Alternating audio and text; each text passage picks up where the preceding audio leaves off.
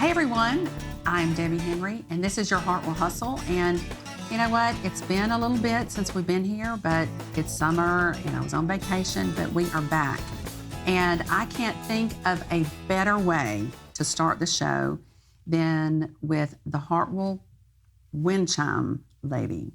And I'll tell you more about that in a minute. But first I wanted to say, you know, I was thinking about the show while I was on vacation and how important it is to connect with where you live, and that's what helps you feel, you know, learn about where you live, and that's what helps you feel connected with your community.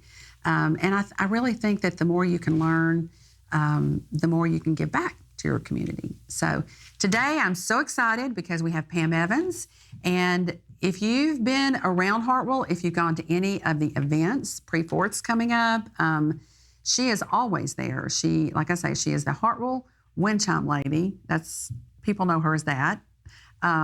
So let's learn about her. Hey. Hey. Welcome. Thank you. I'm glad you're here. I am too. I think we've been trying to get you on the show for a little bit, so I'm glad to have you. Right. You know, I always start the show out this way. Who is Pam? Tell me about you. Well, I moved to Georgia when I was 18. And yesterday, right? Yeah, maybe 2 years ago. And I had a career in law enforcement with Metro Atlanta Agency for 26 years. And towards the end of that 26 years, we found this house up in Hartwell. We were camping at Hart State Park, which is right down the street, and saw this house for sale. It looked like a Brady Bunch kind of 70s house, and we kept driving past it, and I was like, let's just stop and look at it. So we parked the camper in the driveway, and we put an offer on it that day. Perfect, oh, wow. Perfect buyers. Every realtor's dream. Yes.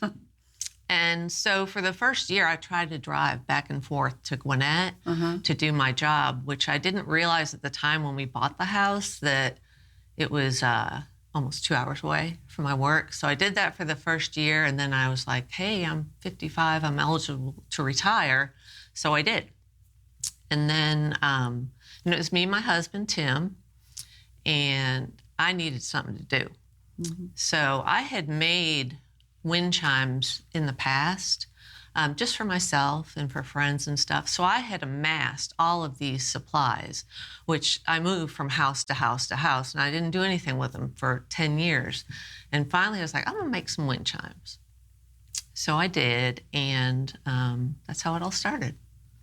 But wow. So how long ago was that? We moved to Hartwell in 2019. Okay. Yeah. So you're married. Yes. And you've been in that same house ever since. Yes, since we moved here. So what some people may not realize, and we'll get into this in a minute, is that the Windchime Lady's business is right on Ridge Road. So if you're familiar with Ridge Road and you're driving down towards the lake or towards the end of the road, yes, on the right side, you'll see her business. Can't miss it. So, so how did you come up with the name, the Hartwell Windchime Lady, or did it just evolve? Oh, there's the Windchime Lady. Yeah, I had a couple of really cute Pinteresty kind of names picked out for the business, but everywhere that we went, people were like, "Are you that lady in Hartwell that makes the wind chimes?" And it just kind of evolved from there. It wasn't my first pick, but it's really been catchy. Yeah. So we've been happy with it. Okay. So. Okay, good. Well, let's talk about your wind chimes. Okay. Because when I was thinking about the show, I didn't realize there is a lot more about wind chimes than you would think. Yeah. I mean, there really is. There's the sound, there's the inspiration, there's, and more things I'm sure you can tell us. So walk us through. Okay. Walk us through your process, and then we'll get into some of your unique wind chimes. So I've always been a thrifter. I just love thrift stores, estate sales, garage sales, all that kind of stuff, which is where I had amassed a collection so I could start. And when I first started making wind chimes, I only used metal teapots because I could drill through those and just mainly use silverware and beads in a metal teapot. And they were cute. We still have one hanging in our yard that's, 15 years old. But from there, that's what I started making at first. And when I first started, I made about 5 of them, and I had a coat rack. And I put the coat rack at the end of our driveway with a little hand-lettered for sale sign, and people started stopping. And the busier I got, I was so excited. When I sold that first one. How much was your first one? It was maybe 40 or 50. Okay, good. Yeah. Okay. So I was really excited. I ran over to my house. I sold one. But so from that point on, the Windchime displays got bigger and bigger and bigger. So pretty soon I had, a big display in our front yard. And like I said, I started off with teapots mainly. And then as I progressed, I learned that I could drill through ceramic too. So then I started using ceramic teapots and then ceramic plates. And then I realized that I could, drill through all kinds of things. I had to learn how. My husband taught me, certain things you have to hold underwater when you drill them with a diamond bit. Otherwise, everything will overheat and it'll shatter. Okay. So that was a learning process. And I just started adding more and more things to the wind chimes. As long as they still had a good sound, Katie barred the door because I was just hanging everything on there. And it made them more interesting because it seems like the weirder the wind chime is, the more people like it. Like I'll make a bunch of weird ones and my husband will be like, who's gonna buy that? And it's the first thing to sell at a festival. So. Okay. And now he doesn't ask that question anymore, does he? No, he still does. Oh, okay. What was your inspiration behind that? But then I learned that I could cut and polish stained glass. So then I started incorporating stained glass into it. But to me, the fun is getting a big thing of like old vintage jewelry and cutting it apart and using the pieces and the beads and all that kind of stuff to make something totally different every time. Okay. Okay. So let's talk about the sound. Okay. Okay. You don't know what you don't know. And I don't know much about wind chime sounds other than some get on my nerves. Some, some of these noises, they're just like, but some are really pretty and, different strokes for different folks. Right. So when you're creating, and it is a creation, when you're creating these, do you think about the sound? The sound they make? Oh, yeah. And I found that probably the best sound, the most pleasing sound to my ears is a mix of stained glass and silverware. It kind of balances itself. I can see that. Because if I use all stained glass as the dangles, as I call them, it's a very high-pitched, light, tinkling kind of sound versus... Like rain, maybe? Yeah, I mean, once the wind gets going, they're all pretty lively, but it's more of a gentle sound. Whereas when I start mixing in silverware, it becomes a little more wind-chimey. And then when I add in things like pipes and tools and stuff like that, it gives it a totally different sound. So when I finally get to the end where I'm putting everything together, the sound is something I just test over and over again to make sure that I don't have any things on there that are just dulling the sound. So it's not just about looks, it's about a strong construction, because most wind chimes that you buy off of Amazon or something like that, they're strung together with plastic line, or some are strung together with just like thread, and I don't do that. I use braided metal fishing line and metal crimps and all that kind of stuff because I want them to last, like the one I have. Now, was that a trial and error thing, or was that something that you knew? No, it was trial and error.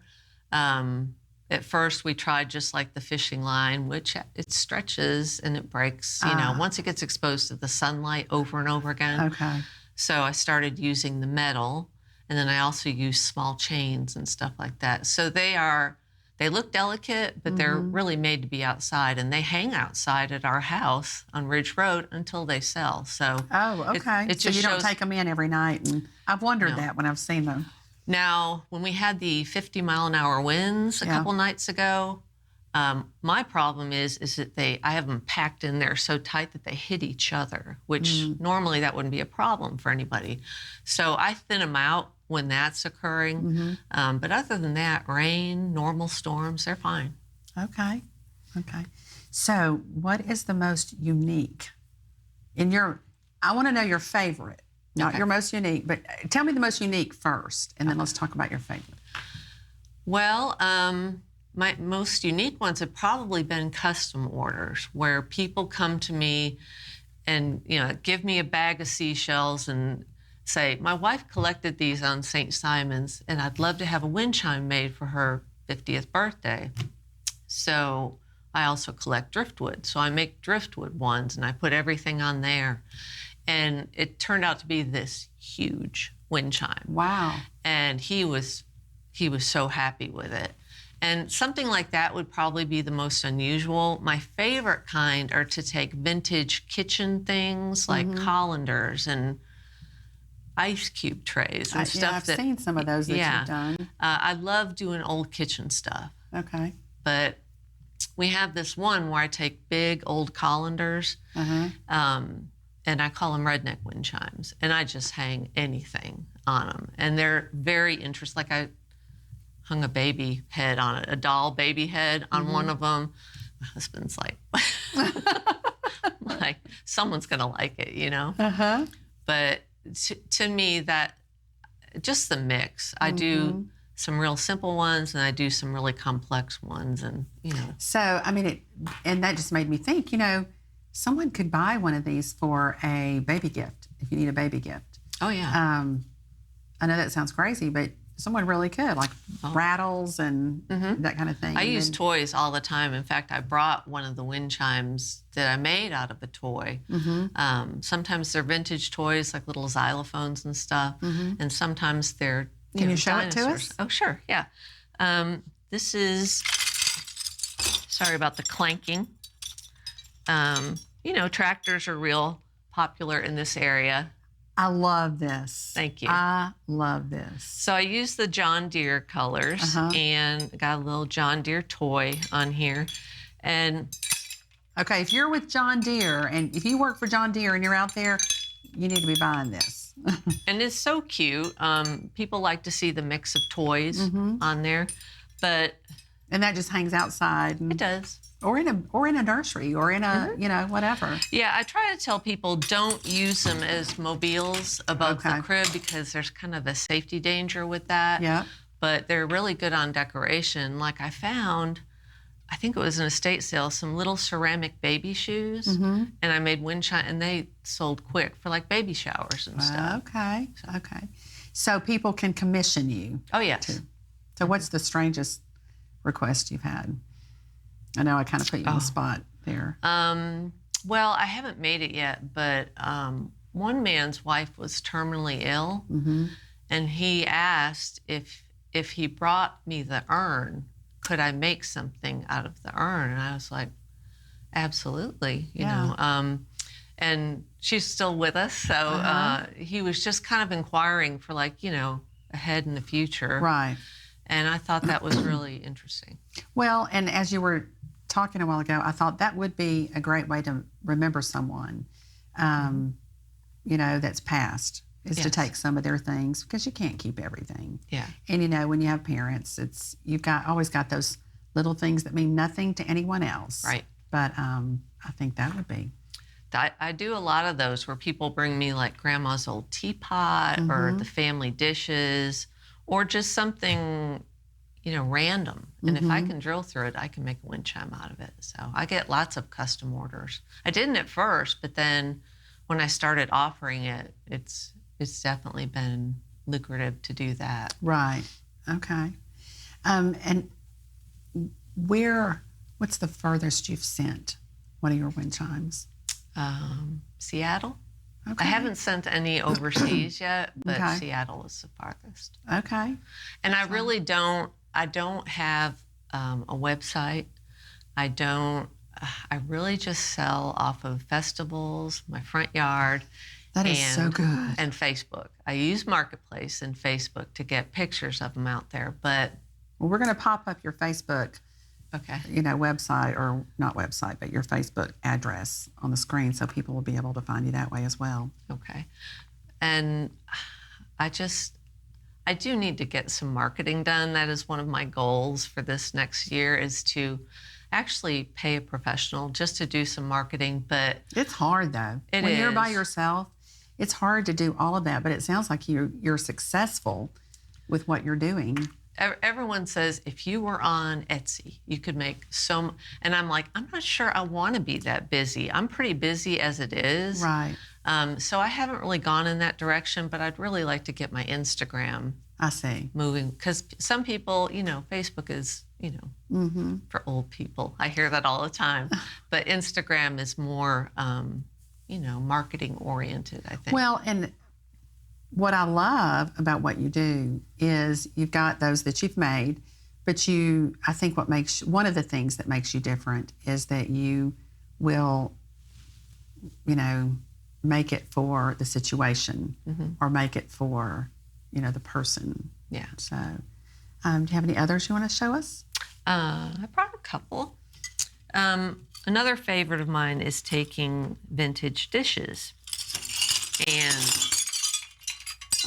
so this is that's beautiful. Just a cut glass plate.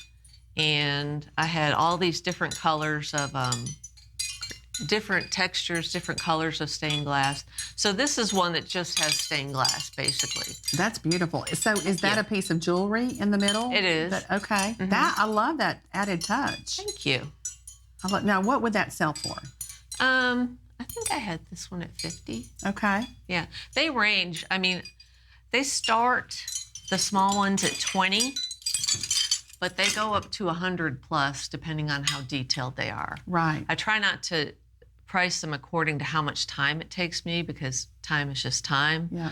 But I do take into account the materials and stuff like that. And people don't really think about, in my workshop that my husband built for me, I've got all kinds of tools and stuff in there. So when you calculate prices, you have to think about cost of, everything, and then cost of your tools and your overhead and stuff like that. But I've had people comment at festivals, I am so glad that your prices are affordable, because, number one, they've never seen anything like it in person, probably. Right. And I try to keep them affordable. Yeah. I mean, sometimes I say to my husband, I'm not making any money doing this. And it's just a hobby. And he goes, I understand. Well, and that's one thing I think I mentioned before the show.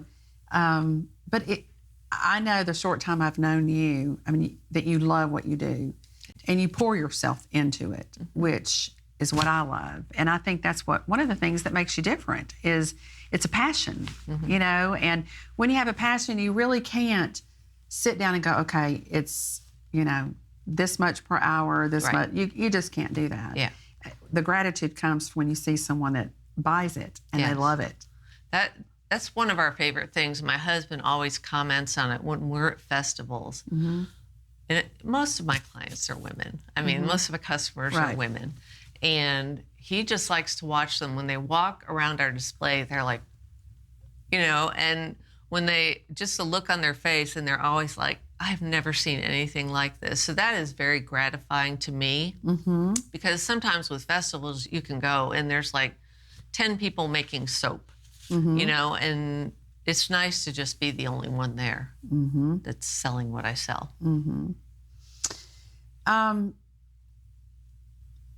Let's get touchy-feely. Okay. What do you want people to feel when they hear your chimes? Well, they say that the sound of a wind chime means that a loved one is near. Oh. So there's this trend now, instead of with funerals, putting out flowers that are going to die in a day or two, people do wind chimes. And I guess cemeteries let you hang some wind chimes around a grave, but it's just, to me, it's a very calming and soothing noise. Now, when you have 80 of them hanging in your driveway, it gets a little bit louder than that. One neighbor loves it, the other neighbor not so much. Okay. But to me, it's just very calming. And when you think about that, I tell people that when they're like, I need something with a cardinal because my dad loved cardinals and that kind of thing. So it just goes from there. It's very important to be a part of their process. And I put so much time into the custom ones. The ones I make just for me, I mean, I'm just like a machine. I know exactly what I want to do. But when I'm doing a custom one, I'm really trying to get in their head what they described. I love that. I love that. Well, it sounds like it's all been smooth, but I'm sure it hasn't. So what's been your biggest challenge? Biggest challenge would be, even though I was in law enforcement, I'm really kind of a reclusive person, which a lot of law enforcement are in their private life. So everyone that we have met, we knew no one when we moved up here. Okay. And everyone that we have met has been through the Windchimes. And I have made so many friendships and just been a part of so many civic activities because of the Windchimes, that's how we feel connected to the community. And so I'm so thankful for it, for this little business. But what was your question? I'm so sorry, I just went off. No, that's okay. But your challenges, any challenges you've had? Challenges have been to socially get out there, like festivals. If we do a one-day festival, I am spent at the end of it. I can only imagine. Just all that talking and interacting and stuff, which I enjoy now that I've, gotten used to it. But at first it was really kind of... Well, and to load everything up, and some of these will break, so you have to be careful. Yeah. So to load them up and to take them to a festival and load up what you don't sell. We've got that down. We've got that. Oh, I bet you do. At first I thought, oh my gosh, we're going to have to individually pack each one. And he's like, no. We got a bunch of quilts. We lay down a quilt. We do a layer of wind chimes, and then so it's kind of like windchime lasagna in the back of my SUV. And That's a great idea. We very rarely break one. That is a great idea. Has anyone, talking about breaking, has anyone ever brought one back and said, this broke in the wind, or, would you fix it?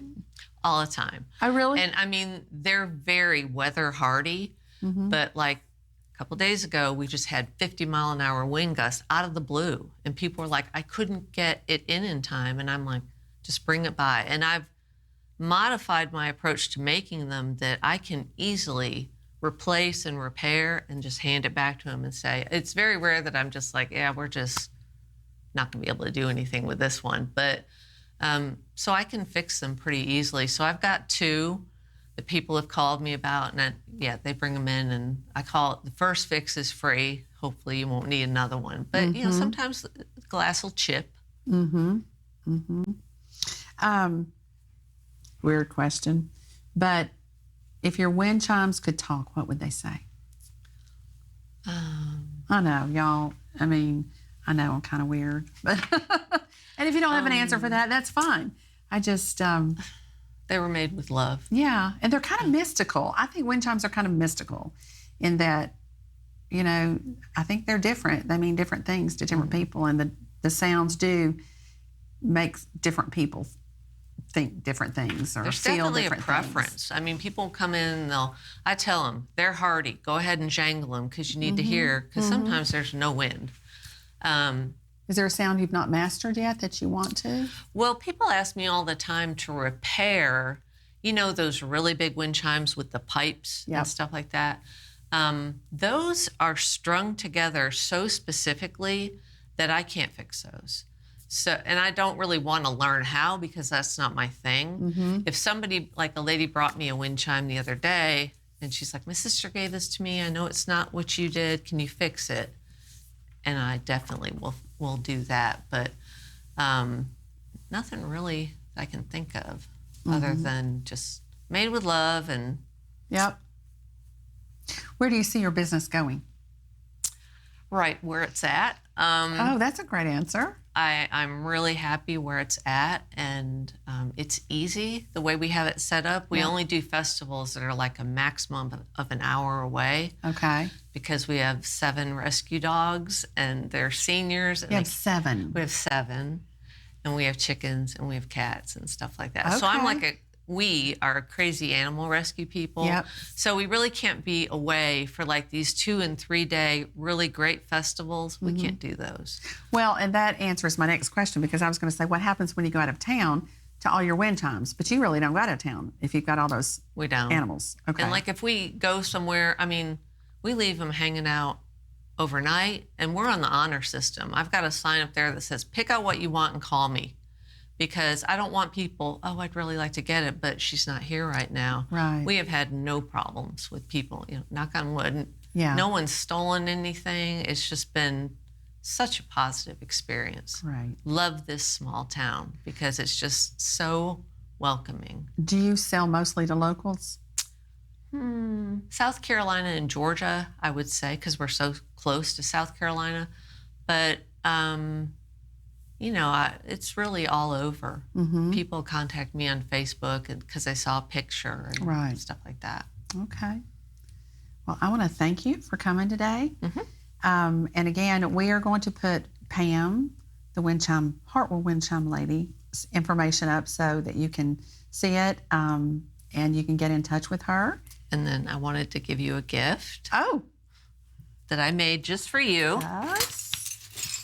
Y'all know I love gifts. So this is Lake Hartwell is my happy place. I love it. I love it. These are like my favorite colors to use. So I just... It's perfect. That might even go inside my house because those are my colors inside my house. Awesome. I love it. I love it. Thank you so much. You're welcome. So that's a perfect example. Wait, let's hold that up for just a minute, okay? Look, talk about the wire because you talked real quickly before you wrap up. Let's talk about the... Well, for stuff like this, for hanging things, I use stainless steel. Okay. Unless I want it to rust, because some of them I want to rust because it adds to it. But like when I'm making the dangles, this is a braided metal fishing line for like 50-pound fish. So it is hardy. And I either use that or I use chain. Okay. That's beautiful. Thank you. I love it. I love it. Yes. So, you know, I hope if you've not gotten anything else out of the show, I hope today's show has shown you, one, how talented this woman is and how lucky we are to have her in Hartwell, where you can get a customized wind chime. And, I mean, stop by, talk to her, tell her what you want, and, you know, she'll talk it through with you. But is there anything else you want us to know about your business? I appreciate being on here. This has been I've been so excited about doing this, so thank you. I am so happy. I'm so happy that you're here today, and thank you for my gift. I appreciate that.